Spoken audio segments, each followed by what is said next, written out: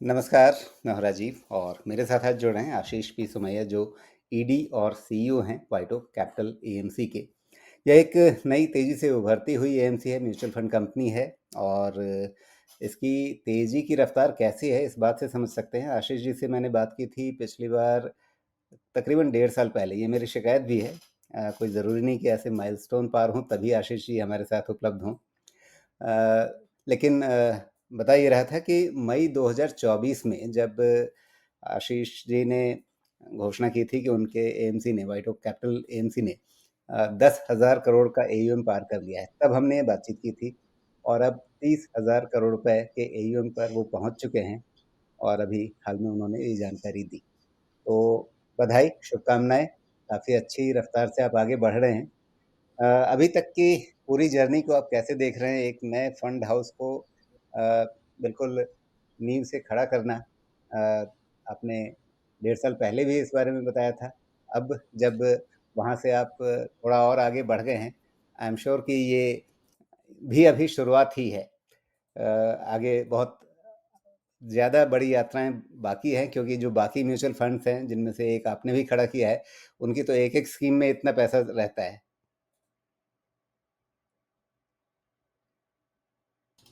जी, आशीष बिल्कुल जी। So yes बिल्कुल so Rajiv sir, thank you very much फिर से मुझे इनवाइट करने के लिए, यहाँ पे बुलाने के लिए।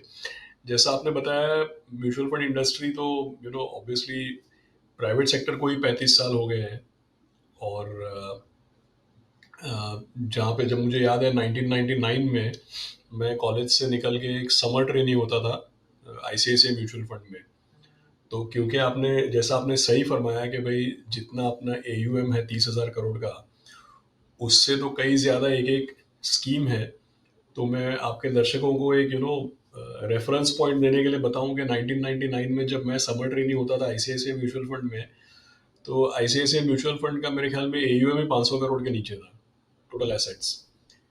आज मुझे लगता है कि उनकी शायद ही कोई ऐसी स्कीम होगी जो 500 करोड़ के नीचे होगी, तब जबकि पूरी एसेट मैनेजमेंट कंपनी का 500 करोड़ से कम एयूएम होता था। और तब मुझे याद है कि सबसे बड़ी से बड़ी एसेट मैनेजमेंट कंपनी भी बिल्कुल ही ऐसे 1,000 2,000 करोड़ या ऐसे छोटे एसेट्स पे काम होता था। उसके मुकाबले अगर आप देखें तो ऑब्वियसली इंडस्ट्री बहुत बड़ी हो गई है। लेकिन हम लोग जिस तरीके से, क्या है कि इंडिया में अगर आप देखें तो जैसे पिछले 10-12 साल का मैं अगर आपको हिसाब दूं, मुझे याद है 2012 में पूरी की पूरी mutual fund industry 7 lakh crore थी। आज 77 से 78 लाख करोड़ है। और जब 2012 में mutual fund industry 7 lakh crore पे थी, तब इक्विटी म्यूचुअल फंड जो थे उसका टोटल 1,70,000 करोड़ था। वो 1,70,000 करोड़ का आज 50 लाख करोड़ हो गया है। और तब जो number of investors, unique investors जो हम बोलते थे, फोलियो की बात नहीं कर रहे, यूनिक इन्वेस्टर्स की बात कर रहे, क्योंकि कई इन्वेस्टर्स के 3-3 4-4 फोलियो भी होते हैं। तो यूनिक इन्वेस्टर की बात करें तो 2012 का जब मैंने रेफरेंस पॉइंट दिया है, तब यूनिक इन्वेस्टर होते थे 75 लाख। आज वो 75 लाख के बजाय मेरे ख्याल में 5.25 करोड़ से 5,80,00,000 के आसपास यूनिक इन्वेस्टर है। तो राजीव सर, सोचने वाली बात यह है कि भाई जब इंडस्ट्री का growth, equity mutual fund 1,70,000 crore का 50 लाख करोड़, इक्विटी पूरी की पूरी इंडस्ट्री 7 लाख करोड़ से 78 लाख करोड़, और यूनिक क्लाइंट बेस जो है वो 75 लाख से हटके 5,80,00,000 तक पहुंच गया। तो जाहिर सी बात है कि ये एग्जिस्टिंग म्यूचुअल फंड प्लेयर्स या केवल जो एग्जिस्टिंग इनकम्बेंट्स हैं, उन्हीं के जरिए तो इतनी सारी ग्रोथ नहीं आ सकती है। जब नंबर ऑफ इन्वेस्टर्स बढ़ रहे हैं, कॉर्पस बढ़ रहा है, कितनी जोग्राफीज में या देश के कितने हिस्सों में हम काम कर रहे हैं, कितने डिस्ट्रीब्यूटर काम कर रहे हैं, कितने नए इन्वेस्टर जुड़ रहे हैं, जब ये सब कुछ बढ़ रहा है तो obviously number of players, number of asset management companies भी बढ़ेंगी। और अभी तो पिछले 3 साल में हमने शुरुआत की है, तो शुरुआत अच्छी रही मैं ये बोलूँगा। लेकिन जब हम बड़े बड़े एसेट मैनेजमेंट कंपनीज या पूरे इंडस्ट्री का रेफरेंस पॉइंट लेते हैं, तो मैं केवल ये कहूँगा कि भाई अगर माउंट एवरेस्ट चढ़ना है तो ऊपर देख के तो शुरुआत नहीं कर सकते, शुरुआत तो नीचे देख के ही करना पड़ेगा।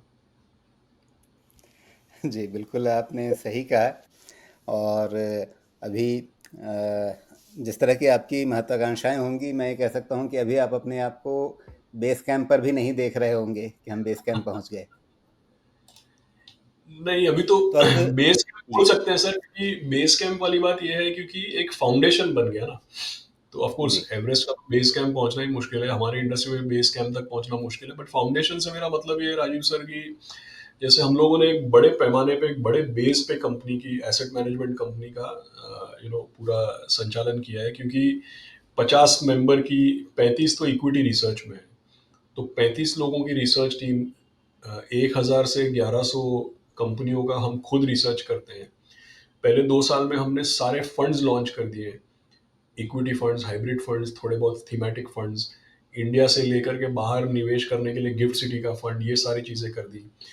हमने शुरुआत की तो 50 ब्रांचेस में और सारे लोकेशंस में थे हम पहले दिन से, और न केवल सेल्स एंड डिस्ट्रीब्यूशन के प्रोफेशनल्स, लेकिन हर ब्रांच में ऑपरेशंस और कस्टमर सर्विस के भी लोग हैं। तो बड़े बेस तो सेट हो गया। और ये 30,000 करोड़ की जो हमने बात की, उसमें राजीव सर सबसे इंपॉर्टेंट बात ये है कि भाई करीब करीब करीब 10 लाख यूनिक पैन, या करीब करीब 10 लाख यूनिक यूनिट होल्डर्स अपने फंड्स में भी अभी शामिल हो चुके हैं। जी, बिल्कुल। तो ये बताइए कि ये जो 10,000 से 30,000 पर पहुँचे हैं, इस बीच में बाज़ार तो ज़्यादा चला नहीं है। ठीक है, मई में आप पहुँच गए थे, मई से सितंबर तक भी बाज़ार चला था। लेकिन मोटा-मोटी हम कह सकते हैं कि हाँ, जहाँ थे वहीं पर हैं, 26,000 के 26,000 पर निफ्टी।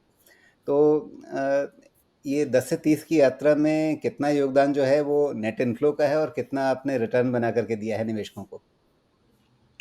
सो राजीव सर, एक्चुअली अगर आप देखें 10,000 मतलब लगभग आप बात कर रहे हैं मार्च 2024। मार्च 2024 जो साल 31 मार्च 2024 जब खत्म हुआ, तब हमारा 9,600 9,700, तो आप सही बोल रहे हैं, अप्रैल मई में कहीं पे जाकर के 10,000 का कॉर्पस हुआ। और इस साल जब 31 मार्च 2025 आया, तो मेरे ख्याल में 18,000 था। तो जो काफ़ी सारा जो अप्रिसिएशन है, वो मुझे लगता है कि पिछले साल 10,000 से लेकर के अब जब इस साल के शुरुआत में समझो 14-15 हज़ार हुआ होगा, वहाँ पे अप्रिसिएशन आया है, और पिछले 6 महीने में भारी अप्रिसिएशन आया है, क्योंकि जैसे अगर आप देखें मल्टी एसेट फंड्स, तो हमारी सबसे बड़ी से बड़ी स्कीमों में जो सेकंड नंबर पे आता है वो मल्टी एसेट है। तो मल्टी एसेट फंड का तो पिछले 1 साल 2 साल में डबल डिजिट अप्रिसिएशन रहा। तो जिन्होंने मल्टी एसेट फंड्स में इन्वेस्ट किया, उनको काफ़ी बढ़िया रिटर्न मिला है, टोटल एब्सोल्यूट बेसिस में और बाजार के कंपैरिजन में, दोनों मिला करके। और दूसरी चीज़ जहाँ पे अप्रिसिएशन हुआ है राजीव सर, वो ये है कि भाई अगर आप देखें इक्विटी इन्वेस्टिंग में सब कुछ रिलेटिव है। तो ये बात सही है कि सितंबर 2024 से सितंबर 2025 इस दरमियान में तो निफ्टी फ्लैट रहा। तो जब निफ्टी फ्लैट है, हम जब आउट परफॉर्म करते हैं तो अपने किसी फंड में 4%, किसी फंड में 7%, किसी फंड में 8%। तो होता ये है कि अपने इंडस्ट्री में लोग हमेशा रिलेटिव परफॉर्मेंस देखते हैं, क्योंकि थोड़ी बहुत समझदारी आ गई है निवेशकों में, और वित्तीय सलाहकारों में भी इतनी समझ है कि भाई जब अगर बाजार 0% रिटर्न देता है, तो 6-7%, 8% को अच्छा रिटर्न बोलेंगे आप कंपैरिजन में। जहाँ पे काफ़ी सारे मल्टी एसेट फंड्स ने इक्विटी में बहुत पैसा लगाया, रिटर्न नेगेटिव दिया, वहाँ पे अपने मल्टी एसेट फंड ने रिटर्न पॉजिटिव दिया। तो ये बात सही है कि पिछले 1-1.5 साल में रिटर्न बनाना मुश्किल रहा है, लेकिन व्हाइट ओक की शायद ग्रोथ इसलिए हुई है क्योंकि एक मुश्किल माहौल में जब लोगों का नुकसान हो रहा है, तब अपन थोड़ा बहुत फ़ायदा करा के दे रहे हैं, या एक मुश्किल माहौल में जब किसी का रिटर्न नहीं बन रहा है, तब अपन एक रिलेटिवली बेटर रिटर्न दिला रहे हैं। आई थिंक उसकी वजह से थोड़ा ज़्यादा एक्सेप्टेंस बढ़ी है, ऐसा मेरा मानना है। जी, बिल्कुल। तो एक चीज़ बताइए, अभी तक का जो अनुभव आपका रहा है, जब आपने इससे पहले मोतीलाल ओसवाल म्यूचुअल फंड को बिल्कुल शुरुआत से खड़ा किया, वो एक अलग समय था, उस समय की स्थितियाँ अलग थीं। लेकिन आज की तारीख में माहौल बहुत ज़्यादा कॉम्पिटिटिव हो गया है म्यूचुअल फंड इंडस्ट्री में। इस समय एक नए फंड हाउस को खड़ा करते समय क्या आपको लगता है कि नहीं, पहले जो किया था वो ज़्यादा आसान था, या आज की तारीख में अवेयरनेस इतनी बढ़ गई है कि आपको लगता है कि नहीं, आज शायद हम पहले से ज़्यादा आराम से काम कर पा रहे हैं? नहीं, सो आपने बिल्कुल सही पॉइंट्स पकड़े हैं, क्योंकि आप भी काफ़ी अच्छी तरीके से इंडस्ट्री का आकलन और एनालिसिस और रिसर्च करते हैं, तो आपने बिल्कुल काफ़ी बारीकी के पॉइंट्स पकड़े हैं जो कोई ज़्यादा मुझे पूछता नहीं है, लेकिन आप बिल्कुल सही बोल रहे हैं। 2012-13 में, 2012 के अंत में, जनवरी 2013 के आसपास जब मैं मोतीलाल ओसवाल में जुड़ा था, या वहाँ पे जब हमने प्लानिंग शुरू की थी, तब का माहौल बहुत मुश्किल था, इसलिए क्योंकि तब अगर आप देखें तो मैंने इसीलिए अगर कोई सुनता होगा सोचेगा कि भाई इन्होंने 2012 के इंडस्ट्री के साइज वगैरह क्यों बोले, क्योंकि तब वहां की स्ट्रेटेजी बना रहे थे, इसीलिए 2012 का सारा नंबर्स हमको याद है। वो इसलिए मैंने बोला क्योंकि 2012 का माहौल बहुत डिफिकल्ट था, क्योंकि आपको याद होगा जितने भी ग्लोबल प्लेयर्स थे वो तो इंडिया में अपने बिजनेस क्लोज करके जा रहे थे। तब number of asset management companies, Rajiv ji, कम हो रही थी। आप बड़े बड़े दिग्गज, मतलब JP Morgan, Morgan Stanley, Goldman सैक्स, दाइवा, शिंजाई, काफी सारे, मेरे ख्याल में 10 से 12 एसेट मैनेजमेंट कंपनीज ने, फिडेलिटी, 10 से 12 एसेट मैनेजमेंट कंपनीज ने मेरे ख्याल में 2011 12 13 में अपना कारोबार यहाँ पे या तो बेच दिया या तो निपटा लिया कि भाई इसको बाद में देखेंगे, अभी यहाँ से एक बार कम करते हैं। तो उस माहौल में अगर एक नई एसेट मैनेजमेंट कंपनी को आप रीस्ट्रेटेजाइज कर रहे हैं, लॉन्च कर रहे हैं, तो वो मुश्किल था। दूसरी बात कि वहाँ पे हमारी पूरी एक्सपर्टाइज इक्विटी को लेकर के थी, और तब मार्केट में चलन केवल डेट फंड्स का था। मैंने ऑलरेडी बताया कि 7 लाख करोड़ में से 1,70,000, मतलब कि 25% भी नहीं था इक्विटी का एसेट। तब तो काम ही पूरा डेट में होता था, और हम वहाँ पे एक equity asset management company setup कर रहे थे। तो वो माहौल बिजनेस के वॉल्यूम के लिए भी बहुत डिफिकल्ट था, नई एएमसी खड़ा करने के लिए भी वो माहौल बहुत डिफिकल्ट था। तो वो तब की बात हो गई। अब अगर आप देखें तो अब ये हाल हो गया है कि भाई एसेट मैनेजमेंट कंपनीज नहीं आ रही है, वॉल्यूम भी बढ़ गया, लेकिन अब कंपटीशन ज्यादा है। तो आसान तो कुछ नहीं होता है, लेकिन माहौल डेफिनेटली अब का अगर आप देखें तो माहौल डेफिनेटली अब का ज़्यादा मेरिटोक्रेटिक है, ज़्यादा डेमोक्रेटिक है। आपके जैसे जैसे मीडिया में साथी हैं जो लोग इतना एनालिसिस कर रहे हैं, इस तरीके से आइडियाज़ को सामने प्रेजेंट भी कर रहे हैं। 10 12 15 साल पहले तो वो भी प्लेटफॉर्म्स नहीं होते थे, डिजिटल मीडियम नहीं होता था। तो तब क्या होता था कि भाई म्यूचुअल फंड की कैटेगरी की अवेयरनेस, नए फंड हाउस को ट्राई करना नहीं करना, काफ़ी सारे लोगों के माइंड्स में रेस्ट्रिक्शंस होते थे। लेकिन आज अगर आप देखें तो एसोसिएशन ऑफ म्यूचुअल फंड्स ने एमएफ सही है चलाया, इतनी अवेयरनेस बढ़ गई, इतने सालों में मार्केट ने भी लोगों का पैसा बना के दिया। तो इन सब चीज़ों को ध्यान में रखते हुए ऐसा लगता है कि अभी जो मार्केट है ये ज़्यादा मेरिटोक्रेटिक है, और नए ब्रांड्स के लिए एक्सेप्टेंस ज़्यादा है। तो माहौल थोड़ा इम्प्रूव हुआ है। उसके अलावा आसान तो कुछ नहीं है, अपनी स्ट्रेटेजी को बना के चलना पड़ता है। जी, बिल्कुल। लेकिन साथ में क्या आपको ये लग रहा है कि लगातार जो नए म्यूचुअल फंड्स आ रहे हैं, ऑफ कोर्स हर कोई अपनी एक प्रोपोज़िशन लेकर के आ रहा है, लेकिन क्या कहीं पर मी टू वाली स्थिति आ गई है कि हाँ, ठीक है, बहुत सारे लोग हैं, उसके बीच में हमने भी एक दुकान खड़ी कर ली है?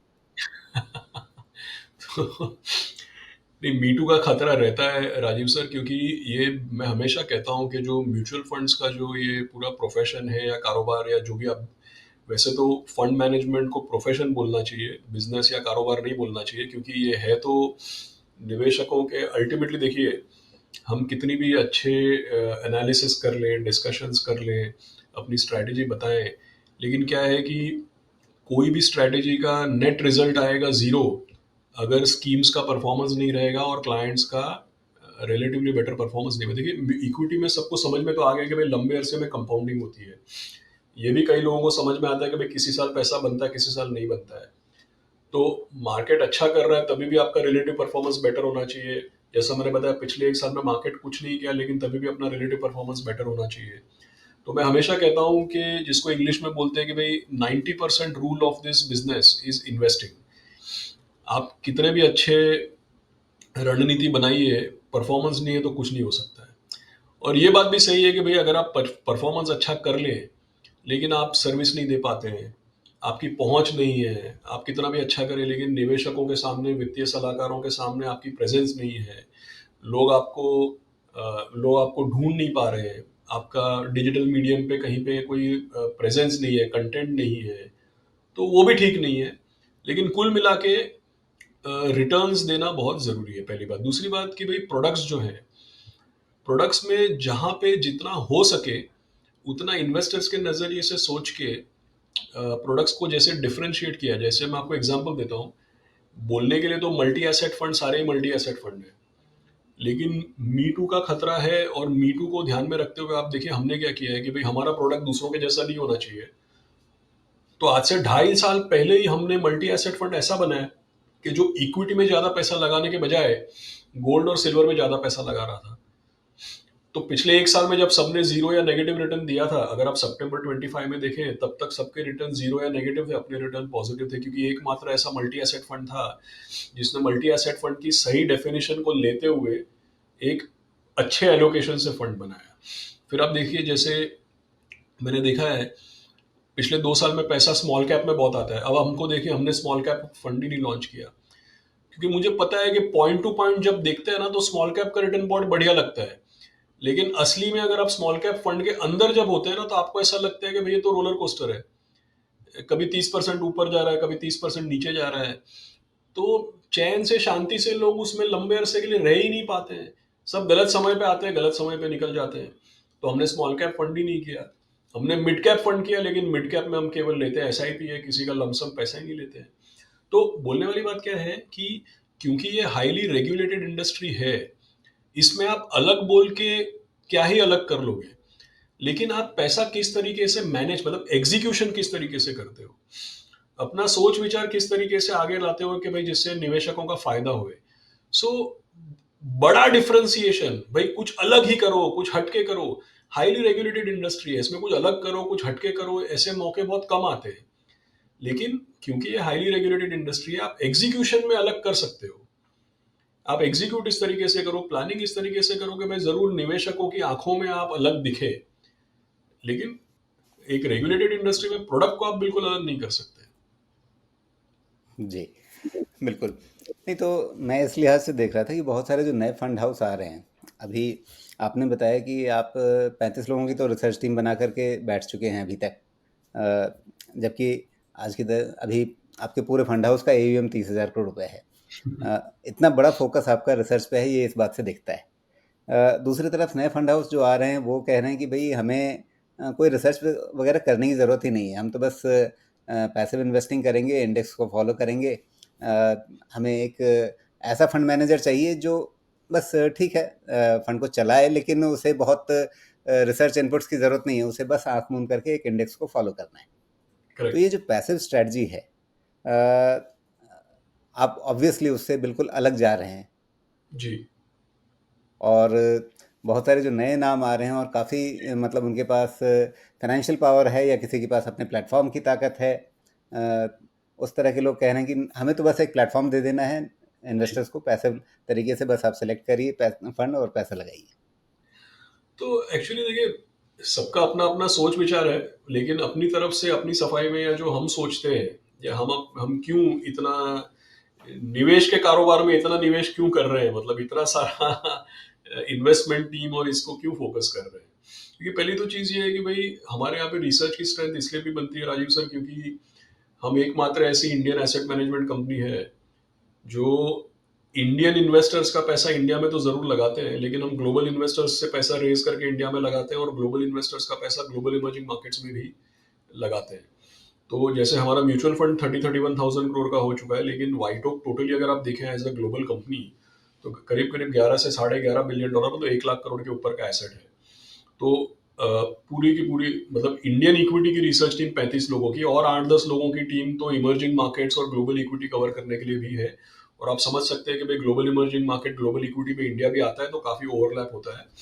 तो इसकी वजह से एक रिसर्च स्ट्रेंथ है। लेकिन दूसरी बात यह है कि भाई हमारा बिलीफ ये है कि अगर आप इंडिया को देखें या दूसरे कई इमर्जिंग मार्केट्स को देखें, तो हम लोग अभी तक अमेरिका नहीं है, और हम लोग अमेरिका नहीं बनने वाले अभी थोड़े समय के अंदर अंदर। क्यों, मैं आपको बताता हूँ। क्योंकि कहीं ना कहीं पे active mutual funds out perform नहीं करेंगे, या इंडेक्स से बेटर नहीं करेंगे, अल्फा जनरेट नहीं करेंगे, ये सोच विचार थोड़ा बहुत अमेरिका से भी आता है। और मैं यहाँ पे एक दो डिफरेंसेस आपको बताना चाहता हूँ कि भाई अमेरिका में जहाँ पे पैसिव फंड्स की बात होती है, इतना चलन है जहाँ पे पैसिव फंड्स या इंडेक्स फंड्स का, और उसी चीज को लोग यहाँ पे भी थोड़ा बहुत लाने की ट्राई कर रहे हैं। और मैंने भी पैसिव फंड्स में काम किया, उसमें बाद में आता हूँ मैं। लेकिन देखिए, अमेरिका में ये सिनेरियो है राजीव सर कि अमेरिका में पिछले 30 साल में मार्केट कैपिटलाइजेशन जो है वो 13 ट्रिलियन से आज 70 ट्रिलियन हो चला है। मतलब पिछले 30 सालों में अमेरिका में मार्केट कैपिटलाइजेशन 5 गुना से भी ज्यादा बढ़ गया है। अब अगर कोई बोले कि भाई मार्केट कैपिटलाइजेशन 5 साढ़े 5 गुना बढ़ा है, तो जाहिर सी बात है नंबर ऑफ लिस्टेड कंपनीज जो है, इन्वेस्टमेंट का जो यूनिवर्स है या लिस्टेड कंपनीज है वो भी बड़ी होंगी। लेकिन ऐसा नहीं हुआ है। अमेरिका में मार्केट कैपिटलाइजेशन 5.5 गुना बढ़ गया, लेकिन नंबर ऑफ लिस्टेड कंपनीज 40% घट गई है। तो अगर अमेरिका में अगर हम एक म्यूचुअल फंड मैनेज करता है, जो American mutual fund manager manage करता है, उसने ये देखा है कि भाई कॉर्पस तो बढ़ते चले जा रहा है, लेकिन लिस्ट करने के लिए कंपनीज नहीं है, मतलब इन्वेस्ट करने के लिए, निवेश करने के लिए कंपनियां नहीं है। और जो कंपनियां हैं वो तो बड़ी बड़ी मेगा कैप, लार्ज कैप कंपनियां हैं। तो सवाल ये उठता है कि भाई ऐसा क्यों हो रहा है? जब मार्केट बड़ा हो रहा है तो नंबर ऑफ लिस्टेड कंपनीज क्यों घट रही है? क्योंकि अमेरिका में जो प्राइवेट मार्केट है, जिसको हम प्राइवेट इक्विटी का मार्केट बोलते हैं, वो लिस्टेड के मुकाबले ज्यादा तेजी से ग्रो कर रहा है।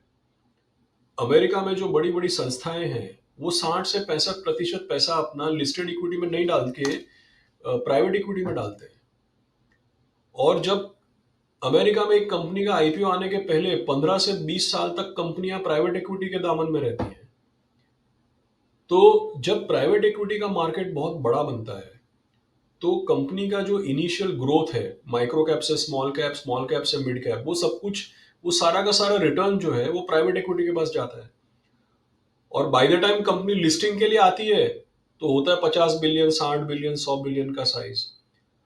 दूसरी चीज, अमेरिका में पिछले 30 सालों में बाय आउट फंड्स नाम का जो प्राणी है, बाय आउट फंड्स मतलब लिस्टेड कंपनी जिसका वैल्यूएबल अट्रैक्शन, जिसका अट्रैक्टिव वैल्यूएशन है, उसको खरीद के डीलिस्ट कर लो।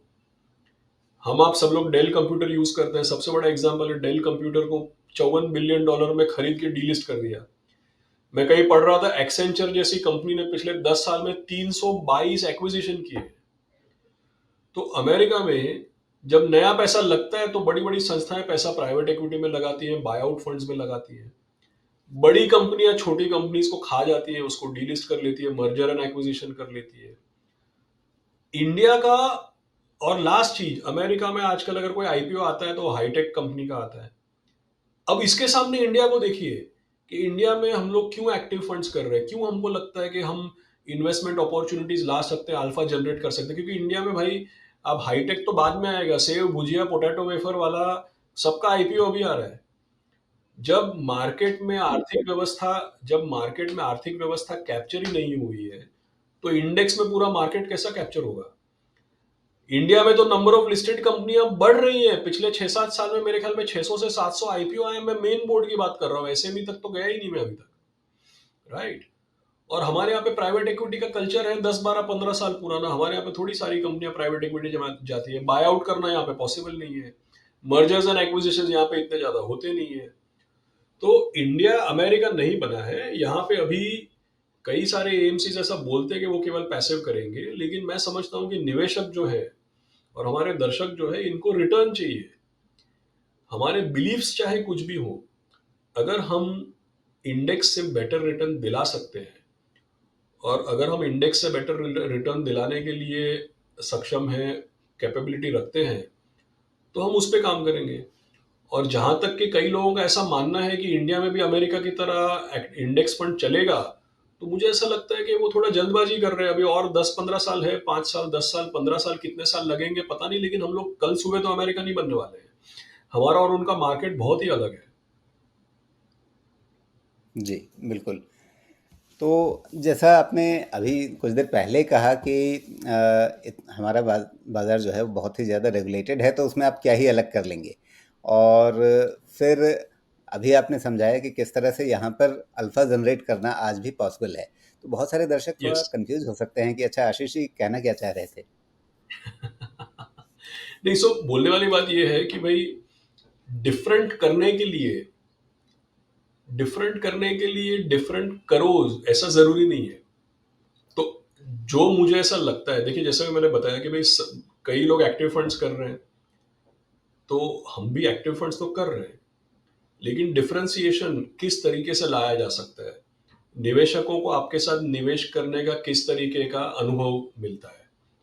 जैसे हम मिड कैप करते हैं, लेकिन मिड कैप में केवल एसआईपी लेते हैं, क्यों? क्योंकि मिड कैप भी बहुत वोलेटाइल है। गलत समय पे पैसा आएगा, 15-20% डाउन होगा तो लोग हमारे से नाराज हो जाएंगे। फिर सब पिछले 2-3 साल में स्मॉल कैप में बहुत पैसा गया, लेकिन हमने स्मॉल कैप फंड ही नहीं लॉन्च किया, क्योंकि मुझे पता है कि आए दिन हर दूसरे तीसरे साल में एक बार 30% गिरता है, राइट? फिर सबने इक्विटी ओरिएंटेड मल्टी एसेट किया, हमने गोल्ड ओरिएंटेड मल्टी एसेट किया।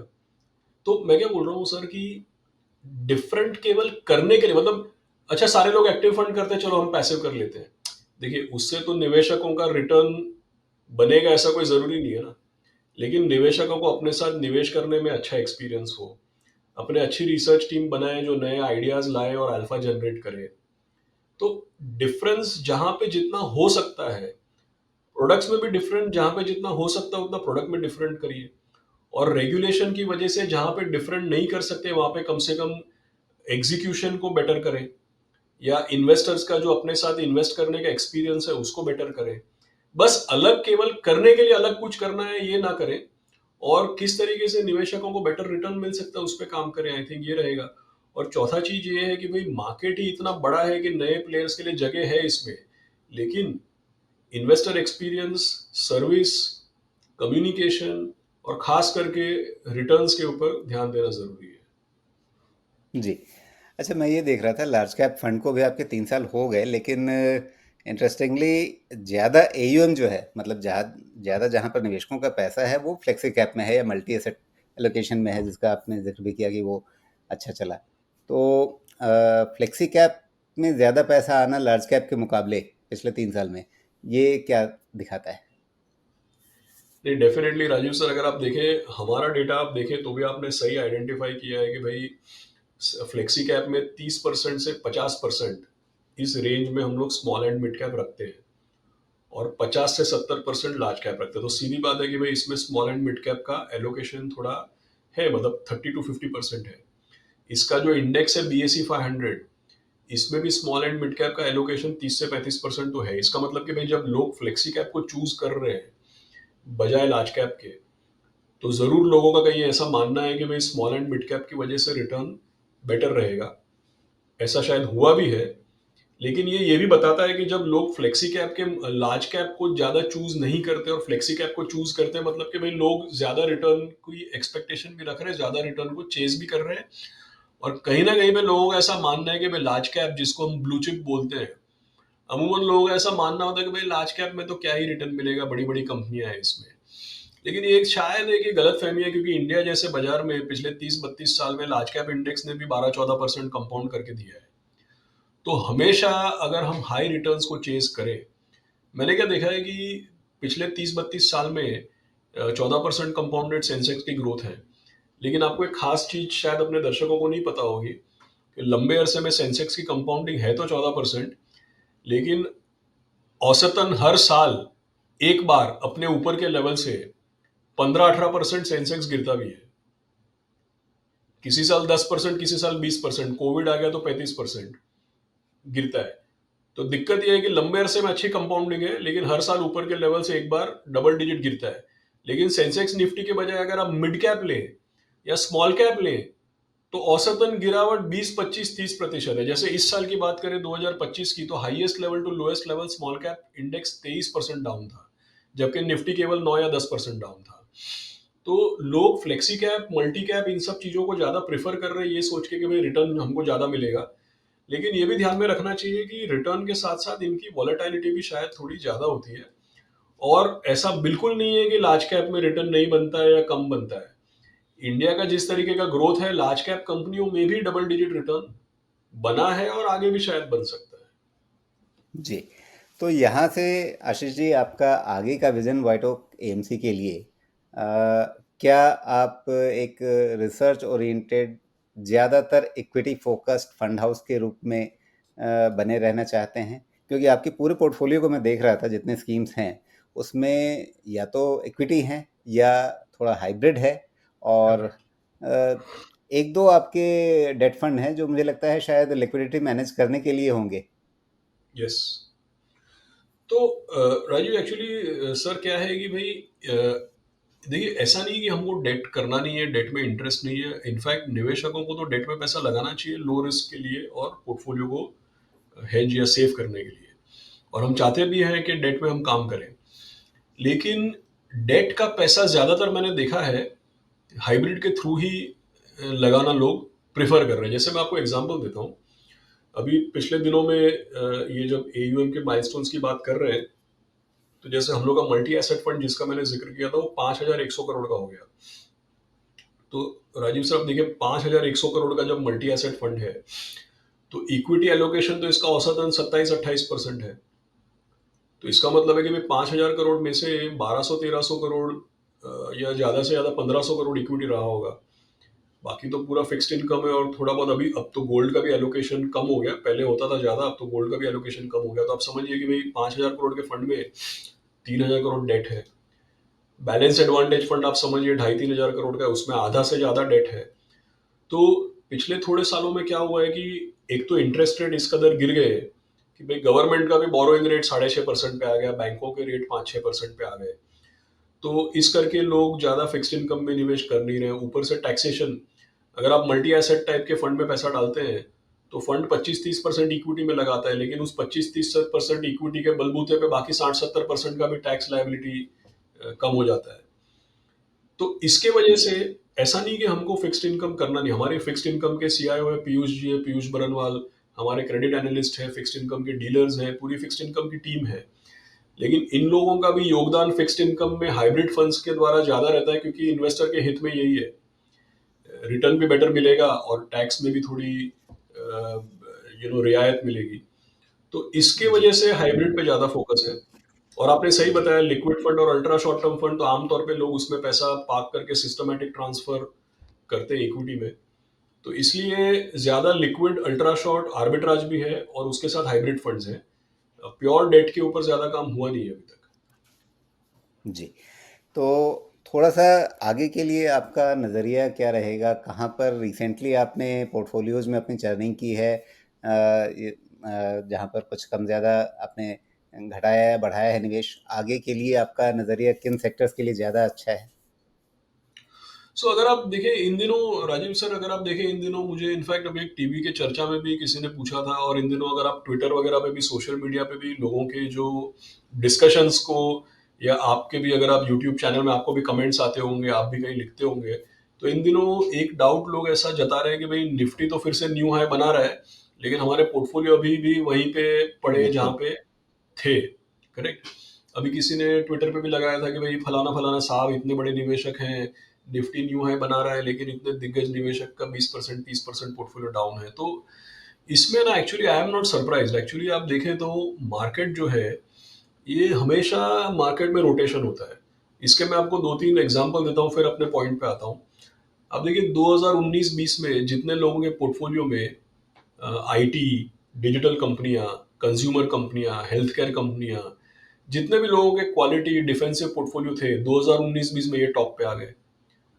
ये 2021 तक चला। 2021 के बाद वो वॉर वगैरह हो गया, तो तेल, metal, commodity, defence, infrastructure, PSU, ये सब चलने लगा। ये 2024 तक चला। 2024 इलेक्शन के बाद आप देखिए वहां से लेकर के अब तक लोग सोचते थे आईटी में कुछ नहीं हो सकता है, लेकिन अब किसी दिन आईटी का इंडेक्स ऊपर जा रहा है। पहले पीएसयू बैंक चल रहे थे, लेकिन अब प्राइवेट बैंक चल रहे हैं। लोग समझते थे कंज्यूमर बहुत महंगा है, लेकिन अभी डिस्क्रिशनरी कंज्यूमर चल रहा है। फिर लोग सोचते थे कि भाई आईपीओ वाली कंपनियां बहुत महंगी है, लेकिन काफी सारे जो नए डिजिटल कंपनीज आ रहे हैं उसमें भी पैसा बन रहा है। तो देखिए मार्केट में रोटेशन होना, ये तो मार्केट का बेसिक नेचर है। रोटेशन है इसीलिए मार्केट है। अगर एक तरफा चलता, किसी भी भाग में किसी भी क्षेत्र में एक तरफा चलता, तो इसको हम मार्केट बोल ही नहीं सकते थे। तो पिछले साल निफ्टी जब 26,000 थी, तो ये पीएसयू, रेलवे, डिफेंस, इंफ्रा, ये सब चल रहा था। अब जब निफ्टी 26,000 पे है, तो private sector banks, consumer discretionary, auto, digital company, IT company, ये सब चल रहा है। तो एक रोटेशन हुआ है मार्केट में। ये सब बोलने का मेरा मतलब ये था कि हम लोग का कोई प्रेफरेंस नहीं है। जैसे पीएसयू चल रहा है तो बहुत सारा पीएसयू ले लो, फिर आईटी चल रहा है तो बहुत सारा आईटी ले लो। इस तरीके से हम कभी नहीं करते। अपना फोकस एक काफी एग्रेसिवली अपना फोकस कभी चेंज नहीं करते, क्योंकि हम लोग का ऐसा मानना है कि जो भी हम पोर्टफोलियो बना रहे हैं, वो पोर्टफोलियो अपने इंडेक्स को बीट करने के लिए बना रहे हैं। और हमेशा हम इस चीज को ध्यान में रख के चलते हैं कि भाई हमारा जो कंपटीशन है, हमारी जो प्रतिस्पर्धा है, वो इंडेक्स के मुकाबले हो रही है। तो देखिए आप हैं, हम हैं, जितने निवेशक हैं, सबके माइंड में ऐसा कुछ ना कुछ होगा कि भाई मेरे को तो आईटी पसंद है। कोई बोलेगा नहीं नहीं, मेरे को तो लगता है कि गवर्नमेंट डिफेंस को बड़ा सेक्टर बना देगी, मेरे को डिफेंस पसंद है। तो भाई आपको क्या पसंद है, हमको क्या पसंद है, आपको क्या लगता है, हमको क्या लगता है, ये अपनी जगह पे ठीक है। लेकिन इंडेक्स में तो देखिए ना भाई, इंडेक्स में पब्लिक या प्राइवेट नहीं है, इंडेक्स 13% पब्लिक सेक्टर है, 87% प्राइवेट सेक्टर है। ग्रोथ और वैल्यू, इंडेक्स में ग्रोथ और वैल्यू का कोई चॉइस नहीं करना है, इंडेक्स आधा ग्रोथ है आधा वैल्यू है। इंडेक्स में आईटी कंपनियां भी है, बैंकिंग भी है, हेल्थ केयर भी है, फार्मा भी है, इंडस्ट्रियल भी है, सब कुछ है। तो पॉइंट क्या है कि अगर क्रिकेट टीम होता है तो हम बैलेंस की बात करते हैं, अपना डाइट होता है, थाली खाते हैं तो हम बैलेंस की बात करते हैं। तो पोर्टफोलियो में भी बैलेंस होना चाहिए। और हम लोग हमेशा जो भी पोर्टफोलियो बनाते हैं, हमारे एनालिस्ट हैं, स्टॉक पिकिंग होती है, बॉटम अप काम होता है, स्टॉक सिलेक्शन, ये सब पूरी मेहनत होती है। लेकिन अल्टीमेटली जब पोर्टफोलियो बनाते हैं तो उसको इंडेक्स को ध्यान में रखते हुए बनाते हैं कि भाई किस इंडेक्स से हमारा कंपटीशन है, वो इंडेक्स का क्या कंपोजिशन है। इंडेक्स में कुछ है और हम कहीं और जाके बैठे हैं, तो या तो इंडेक्स से बहुत अच्छा रिटर्न आएगा या तो इंडेक्स से बहुत ही खराब आएगा। दोनों ही सस्टेनेबल नहीं है। अगर इंडेक्स इस तरीके से है तो हमको इंडेक्स से थोड़ा प्लस माइनस में अपना पोर्टफोलियो बनाना है, क्योंकि हमको इंडेक्स को आउट परफॉर्म करना है ना। और मैक्रो वेरिएबल्स जब चेंज होते हैं तो इंडेक्स में जी, क्या चलेगा क्या नहीं चलेगा ये भी चेंज हो जाएगा। तो बिल्कुल, पोर्टफोलियो में रिस्क मैनेजमेंट बहुत इंपॉर्टेंट है। किस इंडेक्स को बीट करने के लिए पोर्टफोलियो बनाया गया ये बहुत इंपॉर्टेंट है। और सबसे ज्यादा रिटर्न देना ये नहीं, कंसिस्टेंट रिटर्न देना ये ज्यादा इंपॉर्टेंट है। और जी। कंसिस्टेंसी के लिए पोर्टफोलियो कंस्ट्रक्शन बहुत इंपॉर्टेंट होता है। बिल्कुल, तो वो जो आपने बात कही ना कि इंडेक्स से थोड़ा-सा प्लस माइनस कुछ करना है, तो वो प्लस कहाँ है और माइनस कहाँ है? हाँ, तो ये वेरी इंपॉर्टेंट। देखिए, सो अगर आप देखें पोर्टफोलियो में, अगर हम लोग ओवरवेट कहाँ पे हैं, अंडरवेट कहाँ पे हैं, इसके अगर मैं आपको एग्जांपल्स दूं तो चार पांच चीजें हैं इसमें। जैसे अगर आप देखें पूरा का पूरा डिस्क्रेशनरी कंजम्पशन का जो बास्केट हम बोलते हैं, मतलब एफएमसीजी और स्टेपल्स की बात नहीं कर रहा हूँ, एफएमसीजी और स्टेपल्स में तो इंडेक्स के मुकाबले शायद हमारा अंडरवेट या कमी एलोकेशन होगा। लेकिन अगर मैं डिस्क्रेशनरी कंजम्पशन की बात करूं तो उसमें ओवरवेट है। अगर मैं हेल्थ केयर की बात करूं तो इंडेक्स के मुकाबले ज़्यादा है। अगर मैं बीएफएसआई और फाइनेंशियल्स की बात करूं तो इंडेक्स के मुकाबले ज़्यादा है। इंडस्ट्रियल कंपनीज और कैपेक्स, उसमें भी इंडेक्स के मुकाबले ज़्यादा है। और दूसरी चीज़, जैसे अगर हमारा इंडेक्स हम देखें बीएसई 500, बीएसई 500 में स्मॉल कैप का वेटेज केवल 10% है। लेकिन देखिए हमारे सेक्टोरल वेटेजेस इंडेक्स के साथ साथ है, लेकिन इंडेक्स में लार्ज कैप ज्यादा है, अपने पोर्टफोलियो में 10% के बजाय स्मॉल कैप में 25% है। अगर मैं फ्लेक्सी कैप की बात करूं, हमारे इंडेक्स में स्मॉल कैप 10% है, हमारे पोर्टफोलियो में स्मॉल कैप 25% है। तो सेक्टर तो हम उसी तरीके से ले रहे हैं जैसे इंडेक्स में है, लेकिन कंपनियां अलग ले रहे हैं। उसका मापदंड ये है कि भाई इंडेक्स के मुकाबले सेक्टर्स अलाइंड है, लेकिन स्मॉल कैप वेटेज बहुत ज्यादा है। क्यों? क्योंकि बॉटम अप बेसिस पे जो कंपनियां हम ले रहे हैं उसमें आइडियाज शायद वहां पे ज्यादा आ रहे जी, बिल्कुल। तो आशीष जी, बहुत-बहुत धन्यवाद, आपने समय निकाला इस चर्चा के लिए, और आशा करते हैं जल्दी ही आपसे फिर मुलाकात होगी, फिर बात होगी, और तब तक आप शायद किसी और नए माइलस्टोन पे भी पहुंच चुके होंगे, लेकिन उतना इंतज़ार भी करने की ज़रूरत नहीं है। या तो वो हैं। माइलस्टोन जल्दी ले आइए, या फिर उससे पहले दोबारा बात कर लेंगे हम लोग। नहीं, definitely, thank you, thank you, thank you sir, thank you, धन्यवाद। Thank you very much.